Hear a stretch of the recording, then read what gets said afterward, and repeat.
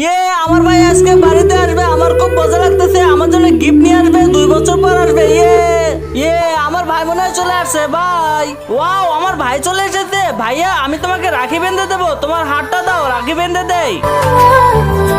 আরে ভাইয়া, ওই হাত পিছনে লুকিয়ে রাখছে কেন? মনে হয় ভাইয়া আমার জন্য বহুত দামি গিফট নিয়ে এসেছে, সেই কারণে হাত লুকিয়ে রেখেছে। ভাইয়া দাও আমার রাখি বন্ধনের গিফট, পিছনে লুকিয়ে রাখছো কেন তুমি? নেই নেই বোন, আমার কাছে কিছু নেই। কিন্তু তার আগে তোমার কাছে কোনটা সব থেকে বেশি দামি, 1 বস্তা টাকা নাকি মা বাবা? যদি মা বাবা হয়, ভিডিওতে একটি লাইক করে চ্যানেলটা সাবস্ক্রাইব করে দিও। লাইক সাবস্ক্রাইব যদি তুমি না করো, তাহলে আমি বুঝে নেবো তুমি মা বাবাকে একটুও ভালোবাসো না। ভাইয়া কেন লুকিয়ে রেখেছো? আমাকে গিফটটা দাও। আচ্ছা ঠিক আছে,